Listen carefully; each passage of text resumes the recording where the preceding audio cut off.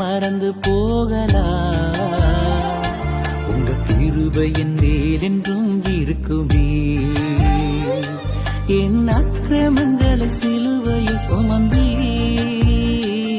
அபிஷேகத்தாலே மூழ்க நனைத்திட்டே. என் அக்கிரமங்களை சிலுவையில் சுமந்தே அபிஷேகத்தாலே மூழ்க நனைத்திட்டே.